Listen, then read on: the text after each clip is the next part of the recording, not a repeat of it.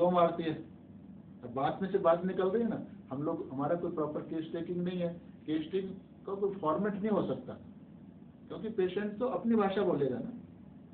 तो क्यों मारती है? कि मैं खुद आता हूँ। अब वो क्या बोले जा रहा है? खुद आता हूँ। 3.5 साल का बच्चा ये सारी बातें बता रहा है, मैं खुद आता हूँ। तो मैंने कहा फिर तू क्या करता है? फिर मैं जब तक मम्मी होती है जब तक नहीं खुजाता, फिर मम्मी चली जाती है तो खुदा लेता हूँ। समझ आ गया पॉइंट आपको? तो नानी बताती है, फिर उसको ये देख लेता है मम्मी उधर है, तो ये मम्मी आए के डांटेगी तो दूसरे कमरे में चला जाता है खुजाने के लिए, वहाँ खुजा लेगा। तो वो बच्चा जब तक मम्मी खड़ी है खुजली लगे तब तक नहीं खुजा रहा, क्योंकि उसपे उसको डांट पड़ने वाली है, पिटाई होने वाली है उसकी। यानी मम्मी अब उसके लिए क्या है, उस पर डोमिनेट कर रही है। नानी के सामने खुजा रहा है क्योंकि नानी उस पर हावी नहीं है, उसको कोई नहीं फर्क पड़ रहा, नानी थोड़ी डांट रही है, तो तबियत से खुजाता है। अब मम्मी कहती है नहीं खुजाना, अगर वो खुजाता है तो थप्पड़ लगता है। तो वो जब तक मम्मी है यानी डोमिनेटिंग फोर्स है, जब तक नहीं खुजा रहा हो, यानी उसके अंदर आ गया ना वो, यानी खुद वो खुजाना चाहता है, खुजाने की कैपेसिटी है, पर मम्मी के डर से नहीं खुजा रहा। तो यानी उसकी जो एक्शंस हैं वो उस डोमिनेटिंग फोर्स जो मम्मी का है उसके कारण रेस्ट्रिक्ट हो गई ना, उसका जो खुजाने वाली कैपेसिटी थी उसका अब यूज नहीं कर रहा है। वो बेड में आ गया ना वापस अपने कंफर्ट जोन में, अगर मैंने एक्शन ली तो थप्पड़ पड़ेगा। तो थप्पड़ से बचने का इलाज यही है कि अपनी डोमिनेंस मत दिखाओ, अभी मम्मी की बात को मान लो। तो मान लो का मतलब है कि आप कंफर्ट जोन में आ जाओ, बेड डिजायर टू रिमेन में आ जाओ। आगे समझ पॉइंट? अब जैसी मम्मी जाती है तो वो फोर्स हटा, तो फिर अपनी सेल्फ पे आ गया, ग्रेटनेस आ गई ना फिर वापस, तो फिर उसने तबियत से खुदाया। अब वो साफ साफ बता रहा है कि मुझको डर लगता है। बच्चे ऐसे साफ नहीं बताते ना, कभी भी विचकते हैं, मम्मी मारती है, तो प्लेन ट्रूथ बताया जा रहा है। वो कोई लाग लपेट नहीं है उसके अंदर। तो रूब्रिक ले लो, desire to remain in bed. अब वो डोमिनेंस का अलग से नहीं लेंगे तो एक फील आ गई ना पूरी की पूरी सारे रूब्रिक्स की, कि अब उसकी खुजाने की जो इच्छा है वो मम्मी के द्वारा कंट्रोल की जा रही है।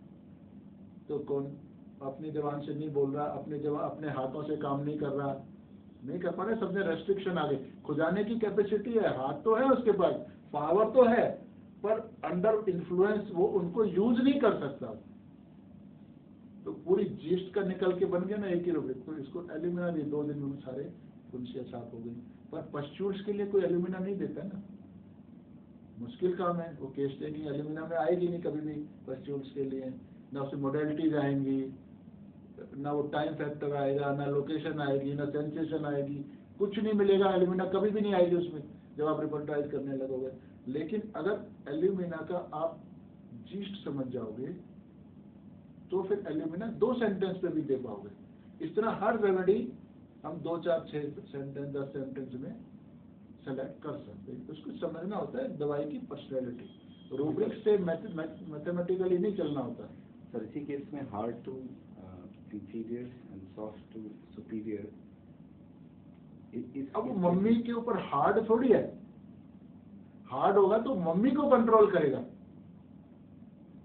नहीं, उनसे दब रहा है ना, बिकॉज़ शी इज सुपीरियर, तो उनसे दब रहा है ना। दब रहा है ना, पर hard for superior, inferior, soft for superior. अब मम्मी के लिए उसका अंदर कोई सॉफ्ट कॉर्नर नहीं है, मम्मी की इज्जत नहीं कर रहा, पर मम्मी को ऐसे देख रहा है, उसे मालूम है अगर मैंने ऊपर देखा तो मम्मी थप्पड़ लगाएगी। तो वो उस डोमिनेंस से अपने आप को बचा रहा है। उसका बिहेवियर सॉफ्ट नहीं हुआ मम्मी के लिए। सॉफ्ट होगा तो वो मम्मी की चापलूसी करेगा, मम्मी के साथ झुकेगा, ऐसी बात करेगा।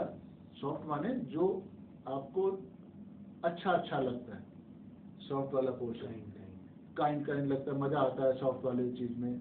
तो ऐसा बिहेवियर थोड़ी शो कर रहा है वो। उसने तो जबरदस्ती अपना हाथ रोका हुआ है, मम्मी को नहीं खुश कर रहा है वो। समझ आया दोनों अंतर? तो वो मम्मी के लिए सॉफ्ट नहीं हो रहा है, पर मम्मी से बच रहा है वो, कि नहीं थप्पड़ से बच रहा है वो। तो उसके डोमिनेशन के कारण उसकी एक्शंस रुक गई हैं, उसने रोक ली हैं।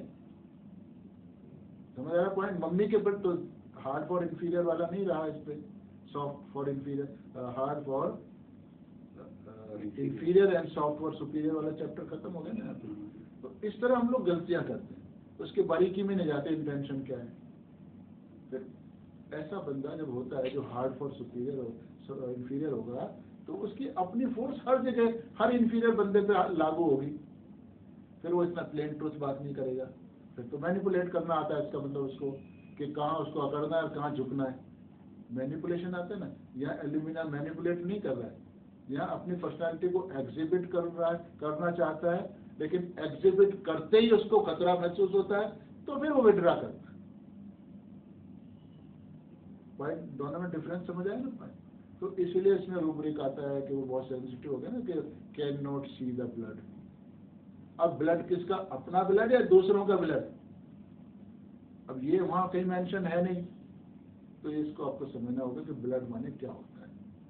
तो मरीज आके कहेगा नहीं ना कि मैं किसी को चोट लग जाती है तो मैं उसको नहीं देख पाता।